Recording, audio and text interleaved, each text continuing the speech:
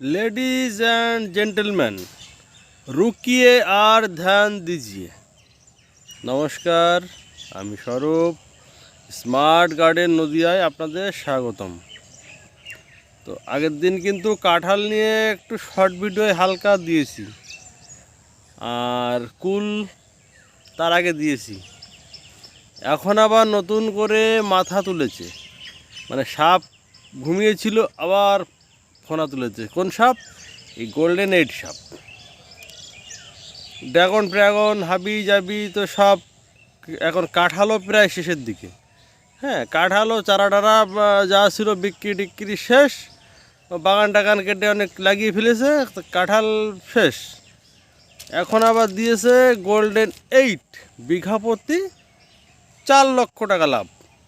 মানে 1 বিঘা জমিতে 400 গাছ আর 4 লক্ষ টাকা লাভ। তাহলে প্রত্যেক গাছ প্রতি পড়লো কত? 1000 টাকা।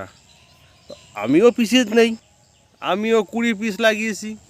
তো দেখা যাক, গাছে তো ফল চলে এসছে। প্রত্যেক গাছে 20,000 পাই কি না।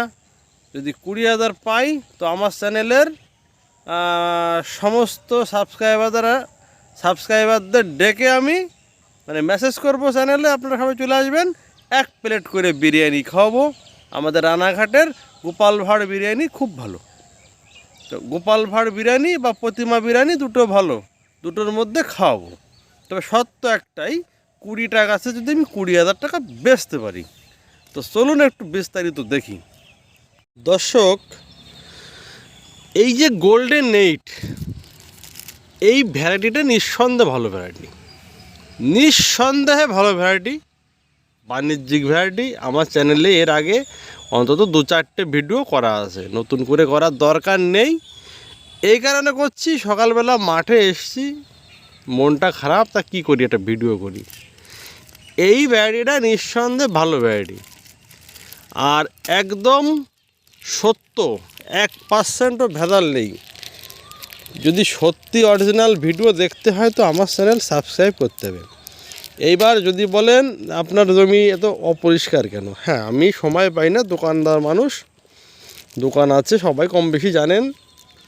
তো তার মধ্যে দিয়ে যতটা পারা যায় করি। আর যদি মনে করেন যে বাজার আপনি অল টাইম ভালো রাখবেন, আমি বলবো বারুইপুর খাজা করতে। গোল্ডেন এইট বলেন, থাই ভ্যারাইটি যাই বলেন, বারুইপুরের পেয়ারার উপরে পেয়ারা আমি এখনও পর্যন্ত দেখিনি।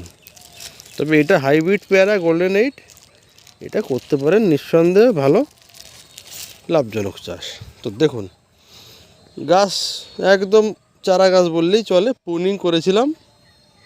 তো দেখুন, প্রত্যেক ডগায় কিন্তু ফুল, ঠিক আছে, প্রত্যেক ডগায় ফুল। চলুন আরও একটা দুটো গাছ দেখাই। প্রত্যেকটা ডগায় ফুল। এই ফল মানে ফুল থেকে ফল যদি সেট হয় তো গাছে টিকবে না। ভ্যারাইটি নিয়ে নিশ্চয়ই কোনো সমস্যা নেই, জেনুইন ভ্যারাইটি। এইবার গোল্ডেন এইট সম্বন্ধে বলি। এই যে দাদারা এত লাফালাফি করছে, কারা লাফালাফি করছে? নার্সারি দাদারা। যেই দেখবেন ভিডিও শেষে বলছে হ্যাঁ আমার কাছে চারা পাওয়া যায়, বুঝতে হবে সে একদম 100% গল্পের গরু গাছে ওঠে। আমার এই প্রতিবেদন দেখে বা অন্য অন্য চ্যানেলে আমার কিছু ভিডিও করা আছে, আমাকে কম বেশি রেগুলার কেউ না কেউ ফোন করে যে দাদা চারা হবে। আমি বলি না, চারা আমি বেচি না। আচ্ছা চলুন আরও ছোটোখাটো গাছেও দেখাই, ঠিক আছে। এই গাছটা এগুলো বেরোবে, জাস্ট প্রুনিং করা হয়েছে, তো সবে ডগ ছাড়তে শুরু করেছে। এই যে এই গাছটায় দেখুন, ছোট ফল, এই প্রায় হারভেস্ট উপযোগী প্রায় ফল।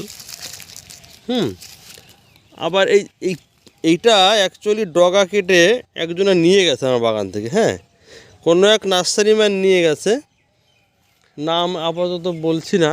আবার এই দেখুন নতুন ডগায় ফুল, দেখতে পাচ্ছেন। এই ভ্যারাইটিটার বৈশিষ্ট্যই এটা, এটা যদি প্রুনিং করে রাখা যায় তো এটা অল টাইম কম বেশি ফল থাকেই। ওই দেখুন ওই গাছটাও দেখুন ডগা, প্রত্যেকটা গাছের ডগা কাটা, ঠিক আছে। আর সে বলছিল ভাই ভ্যারাইটিটা ভালো, চারিদিকে যে কালোবাজারি হচ্ছে 50 টাকা 60 টাকা 70 টাকা যে যা পাচ্ছে বিক্রি করছেন, তো আমি কিছু চারা তৈরি করি। ঠিক আছে কর। এই দেখুন ভ্যারাইটিটা নিঃসন্দেহে ভালো, এ নিয়ে কোনো মাথা ব্যথা নেই। এইবার এই গোল্ডেন 8 এক একজন মানে কি বলবো, আমি বাংলাদেশ থেকে এনেছি, আমি এখান থেকে এনেছি, আমি সেখান থেকে এনেছি।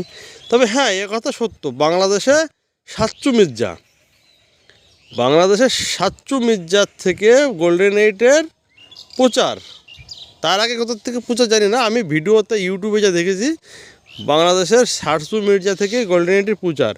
এরা প্রত্যেকেই কি সেই সাচ্চু মির্জার কাছ থেকে নিয়ে আসছে? দর্শক আপনার কী মনে হয়? বর্ডারে একটা মানুষ আসতে পারছে না এখন পাসপোর্ট দিয়ে, বর্তমান যা পরিস্থিতি, তো এরা হাজার হাজার পিস চারা নিয়ে আসছে বাংলাদেশ থেকে। এই বিষয়ে মতামত একটু আপনাদের যদি কিছু থাকে একটু সেখানে কমেন্ট বক্সে বলবেন, এরা কতটা কালোবাজারি করছে। এইবার আপনাকে দেখাই 5 বছর আগের আমার গোল্ডেন 8-এর গাছ, একটু দেখাই দর্শক। এই ভ্যারাইটিটা, এই যে গোল্ডেন 8 আমার 5 বছরের গাছ, এই গাছটা বুড়ো হয়ে গেছে এখন শেষের দিকে, হ্যাঁ।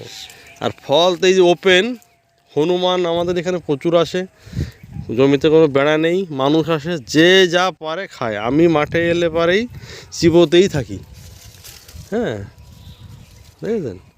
আমার এই জমিতে পেয়ারা ছিল তুলে দিয়েছি, জানেন থাই 7 ছিল আর হচ্ছে ভিয়েনার ছিল, এটা তুলিনি কেন?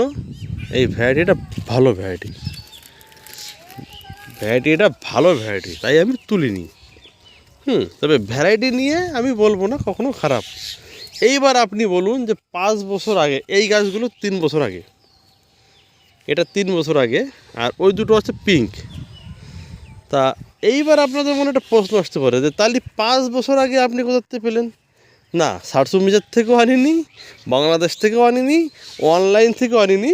তবে এই ভ্যারাইটিটা আমাদের মানে ওয়েস্ট বেঙ্গলের কোনো একটা নার্সারিতে ছিল, সে ভদ্রলোকের নাম জানতো না, ঠিক আছে, সে ভদ্রলোকের নাম জানতো না, আর এতটা প্রচার ছিল না। এই ভ্যারাইটিটা ছিল সেই ভদ্রলোকের কাছে, সে এতটা প্রচার তখন এই গোল্ডেন 8-এর ছিল না। তো আমার কথা হচ্ছে এই ইউটিউব যারা করে, আমি তাদের বলি দাদা চাষিদের সর্বনাশ করবেন না, চাষিদের সর্বনাশ করবেন না। যে চারা বিক্রি করছে তার থেকে আপনি হয়তো পয়সা নিয়ে একটা ভিডিও করছেন ঠিকই, কিন্তু আপনাদের প্রতিবেদন দেখে মানুষের একটা প্রলোভন সৃষ্টি হয়, বিঘাতে 4 লাখ টাকা তাহলে আমিও করব, ঠিক আছে। সে দেখা যাচ্ছে সে তার অন্য অন্য ফসল বাদ দিয়ে, যে আমাদের মতন দোকানদার আছে আমাদের কী হবে? আমার সত্যি কথা বলতে আমার ব্যবসা আছে, আমি লোকের বাড়িতে কাজ করি, আমি এসি সার্ভিস করি, আমি ফ্রিজ সারাই করি, টিভি সারাই করি, আমার এসব বাগান হলেও চলে, আমার না হলেও চলে, ঠিক আছে। কিন্তু যে প্রকৃত চাষি, যার চাষ করে রুটি রোজগার হয়, সে যদি এইসব ব্যাপারে ইনভেস্ট করে বসে থাকে, সে যদি সাকসেস না হয়, এই যে G9 কলা আমি করে দেখেছি, লোককে তো পাগল করে যাচ্ছে G9 কলা G9 কলা। আরে ভাই অত সহজ না G9 কলা। G9 কলা আমি ভিডিওর মাধ্যমে বলে রাখি, এটা ইন্ডাস্ট্রিয়াল চাষ, এটা যেন তেন প্রকারান্য যে কোনো লোকের পক্ষে এই চাষ সম্ভব না। তবে হ্যাঁ পেয়ারা চাষটা করুন, অল টাইম লাগে পেয়ারা, ভালো জিনিস, নিঃসন্দেহে করতে পারেন।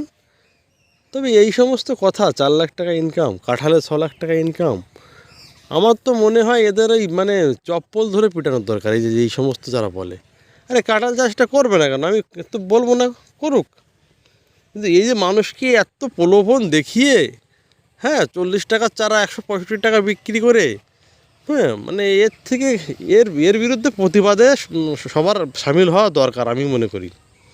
যদি প্রতিবাদ না করেন আগামী দিনে অনেক সমস্যা হয়ে যাবে। এক শ্রেণীর লোক ঠিক মানে যে ইউটিউব আসে পয়সা নিয়ে নেবে, আর যে নার্সারি ম্যান সে চারা বিক্রি করে বেরিয়ে যাবে।